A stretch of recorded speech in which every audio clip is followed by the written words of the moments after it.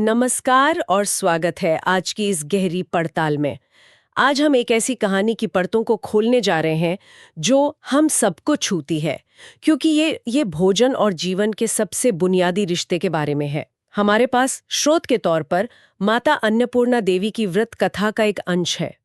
ऊपर से देखने पर ये एक बहुत सरल कहानी लगती है, पर हमारा मकसद है इसके गहरे दार्शनिक पहलुओं को समझना। बिल्कुल। हम ये जानने की कोशिश करेंगे कि माता अन्नपूर्णा कौन है, अन्न की देवी के रूप में उनकी स्थापना कैसे हुई और कैसे एक साधारण सी लगने वाली बहस ने पूरी सृष्टि में उथल-पुथल मचा दी। और ये बहस कोई मामूली बहस नहीं थी। नहीं, ये दो सबसे बड़ी शक्तियों के बीच थी, शिव जो परम चेतना है और पार्वती जो भौतिक प्रकृति का स्वरूप है। ये कहानी हमें एक बहुत बड़ा सवाल पूछने पर मजबूर करती है कि क्या अध्यात्म भौतिक संसार के बिना अधूरा है, और क्या भोजन सिर्फ पेट भरने की चीज है, या इसका कोई गहरा आध्यात्मिक महत्व भी है। तो चलिए इसी सवाल से शुरू करते हैं।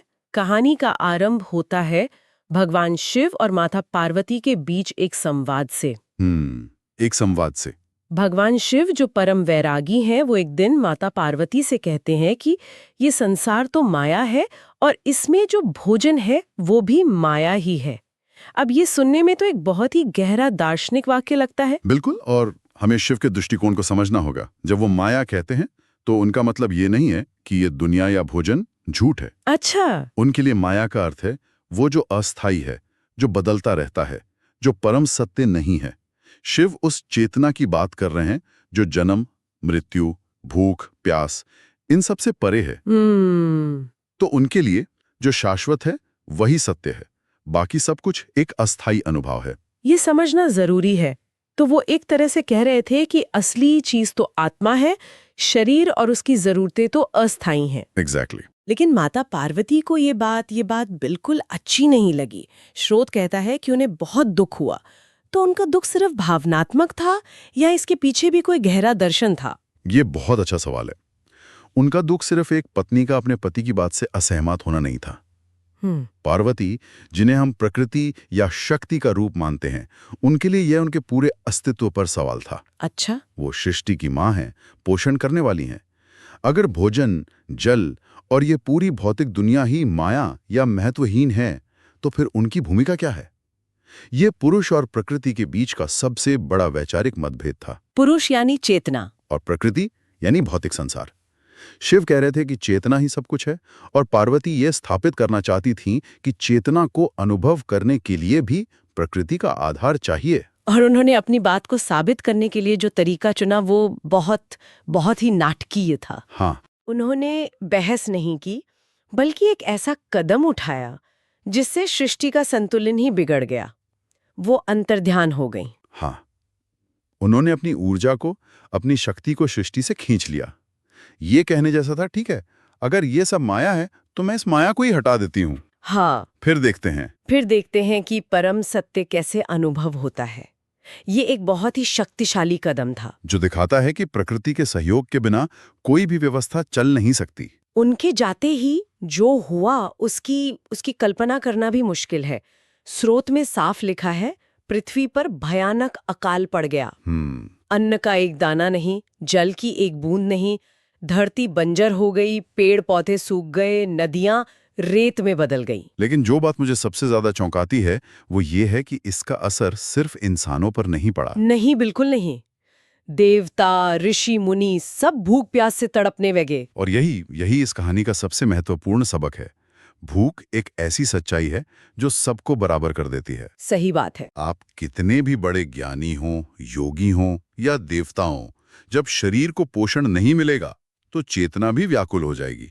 वो पुरानी कहावत है ना, भूखे पेट भजन न होए गोपाला। बिल्कुल। इस अकाल ने यह साबित कर दिया कि भौतिक शरीर में रहते हुए आप भौतिक नियमों की अवहेलना नहीं कर सकते।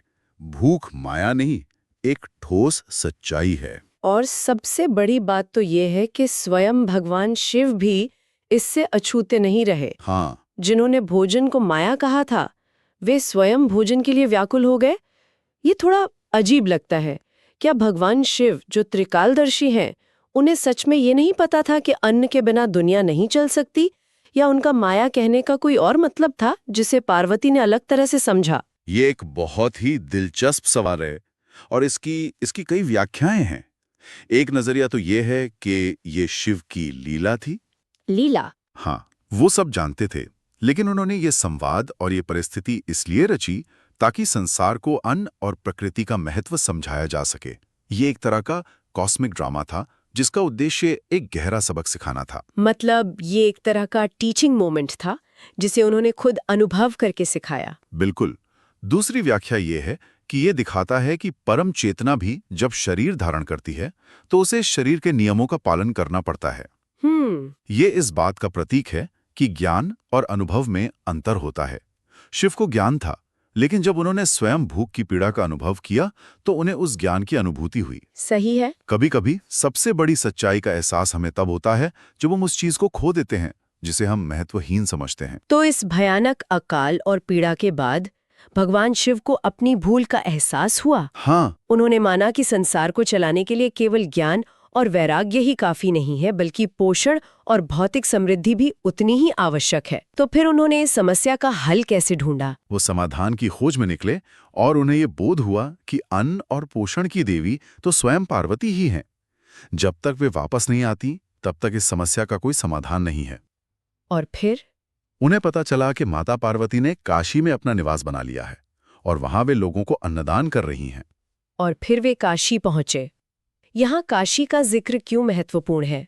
वे कहीं और भी तो जा सकते थे। काशी का यहाँ होना बहुत प्रतीकात्मक है। कैसे?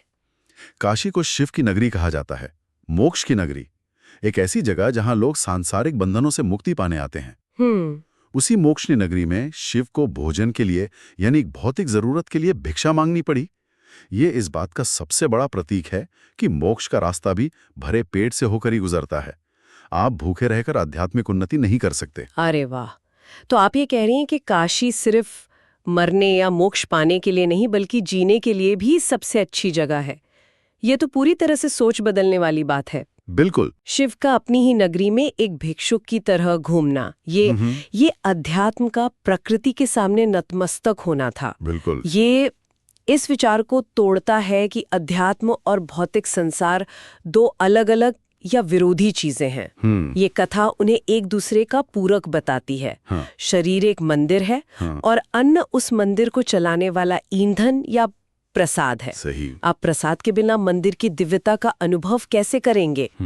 शिव का भिक्षा पात्र लेकर पार्वती के सामने जाना इसी सत्य की सबसे बड़ी स्थापना है। और फिर कहानी अपने चरमोत्कर्ष पर पहुंचती है। हाँ। जब भगवान शिव क्षमा मांगते हुए भिक्षा के लिए उनके सामने आते हैं, तब माता पार्वती अपने असली रूप में प्रकट होती हैं। हाँ, वे माता अन्नपूर्णा का रूप धारण करती हैं। अन्नपूर्णा यानी जो अन्न से परिपूर्ण है। हाँ। उनका स्वरूप बहुत सुंदर बताया गया है।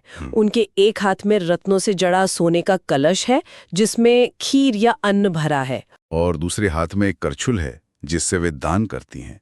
ये प्रतीक है कि उनके भंडार कभी खाली नहीं होते, वे हमेशा देने के लिए तैयार हैं। और फिर उन्होंने अपने हाथों से भगवान शिव को भोजन कराया। ये दृश्य कितना शक्तिशाली होगा? बहुत ज्यादा। प्रकृति पुरुष का पोषण कर रही है, चेतना को भौतिकता से ऊर्जा मिल रही है। ये सिर्फ भोजन कराने की क्रिया नहीं थी, ये सृष्टि में संतुलन की पुनर्स्थापना थी। अच्छा। ये उस रिश्ते का नवीनीकरण था जो टूट गया था। हाँ, जब अन्नपूर्णा शिव को भोजन कराती हैं तो वे सिर्फ उनकी भूख नहीं मिटाती, बल्कि उनके माया वाले विचार को भी प्रेम से सही करती हैं। वे स्थापित करती हैं कि पोषण देना, किसी का पेट भरना एक दैवीय कार्य है, ये माया नहीं हो सकता। और स्रोत कहता है कि उसी दिन से उन्हें अन्न की देवी माना गया और काशी में उनका भव्य मंदिर स्थापित हुआ। हाँ। उन्होंने एक वरदान भी दिया। हाँ, उन्होंने वरदान दिया कि जो भक्त श्रद्धा से उनका व्रत और पूजन करेगा, उसके घर में कभी अन्न धन की कमी नहीं होगी। अच्छा। यहाँ ध्यान देने वाली बात है कि उन्होंने असीमित धन का वादा नहीं किया, बल्कि कमी नहीं होगी ये कहा। ये एक बहुत जरूरी बात है। ये जरूरत की पूर्ति का आश्वासन है। ये दिखाता है कि देवी उनका ध्यान रखती हैं जो श्रद्धा रखते हैं। और यहाँ श्रद्धा का क्या मतलब है? क्या सिर्फ पूजा पाठ? नहीं, यहाँ श्रद्धा का अर्थ बहुत व्यापक है। जैसे? श्रद्धा का मतलब है अन्न के प्रति सम्मान का भाव, भोजन को बर्बाद ना करना, उसे उगाने वाले किसान का सम्मान करना, उसे पकाने वाले का सम्मान करना, और उसे कृतज्ञता के भाव से ग्रहण करना।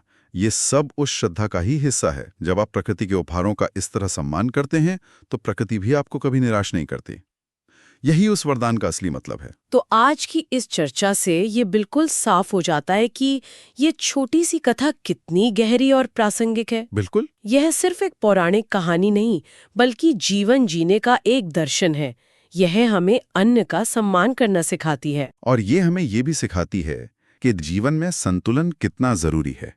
आप सिर्फ अध्यात्म के पीछे भागकर भौतिक संसार की उपेक्षा नहीं कर सकते। और ना ही सिर्फ भौतिक सुखों में डूबकर अपनी चेतना को भूल सकते हैं। सही कहा। शिव और अन्नपूर्णा का मिलन इसी संतुलन का प्रतीक है, जहां मोक्ष भी है और पोषण भी। और जैसा कि कथा में बताया गया है, माता अन्नपूर्णा का वरदान इसी सम्मान और श्रद्धा से जुड़ा है। जो प्रकृति का सम्मान करेगा, प्रकृति उसके भंडार हमेशा भरे रखेगी। यह एक बहुत ही सीधा और सरल संदेश है, जो हर युग में हर समाज के लिए महत्वपूर्ण है। बिल्कुल। और ये चर्चा मुझे एक बहुत ही जरूरी सवाल पर लाकर खड़ा कर देती है। कौन सा सवाल? उस कथा में भोजन को सिर्फ माया कह देने भर से पूरी पृथ्वी पर अकाल पड़ गया था। हाँ। आज के आधुनिक युग में जब हम हर दिन बड़े पैमाने पर भोजन की बर्बादी देखते हैं, चाहे वो शादियों में हो, रेस्टोरेंट्स में हो या हमारे अपने घरों के कूड़ेदान में हो, तो क्या हम अनजाने में उसी भूल को नहीं दोहरा रहे हैं? ये तो सोचने वाली बात है। हमारा व्यवहार क्या ये नहीं दिखाता कि हम भी भोजन के वास्तविक मूल्य को एक तरह की माया या महत्वहीन चीज समझकर उसे व्यर्थ कर रहे हैं? ये एक ऐसा सवाल है जिस पर हम सबको सोचने की जरूरत है।